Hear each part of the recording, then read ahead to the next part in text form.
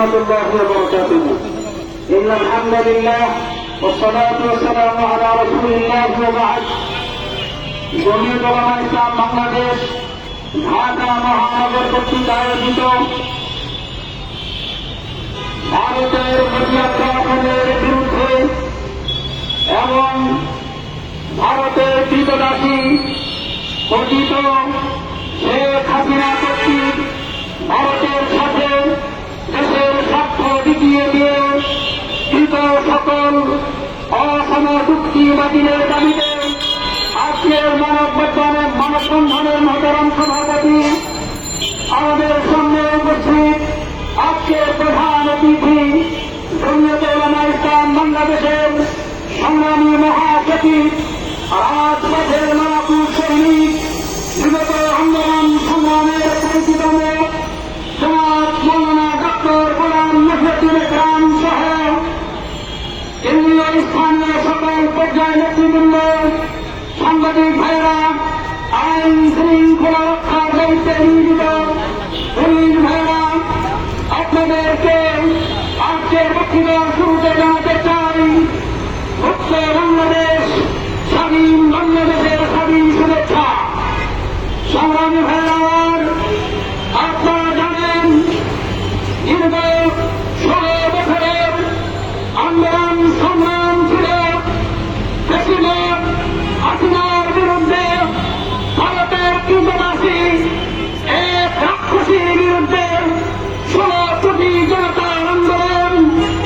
আমরা জানি সারা পৃথিবী যখন এই ভারতের কৃতদাসী হাসিনা সরকারের বিরুদ্ধে অবস্থান নিয়েছিল, তখন আমাদের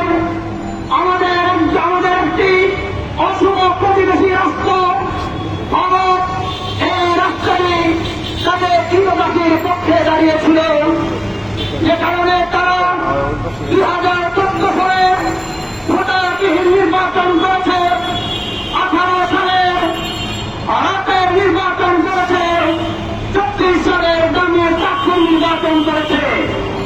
এই সকল নির্বাচনের মাধ্যমে জনগণের লেনদেনবিহীন হাসিনার সরকার বাংলাদেশের বুকে এই ভারত চাপিয়ে দিয়েছে। এদেশের জনগণের ভোটের অধিকার তারা হরণ করেছে। শুধু ভোটের অধিকার হরণ করে নাই, ভারত বাংলাদেশের বিরুদ্ধে নানামুখী আগ্রাসন পরিচালিত করেছে। সাংস্কৃতিক আগ্রাসনের মাধ্যমে বাংলাদেশের যুবক যুবতীদের চরিত্র হরণের পায়তারা করেছে। তারা আমাদের দেশের বিরুদ্ধে অর্থনৈতিক আগ্রাসন করেছে। তারা আমার দেশের বিরুদ্ধে নানাবিধ আগ্রাসন করে যাচ্ছে, ভোটের অধিকার হরণ করেছে। সর্বশেষ আমরা দেখলাম বাংলাদেশের মানুষের বিরুদ্ধে ভারত একটি নতুন আগ্রাসন শুরু করেছে।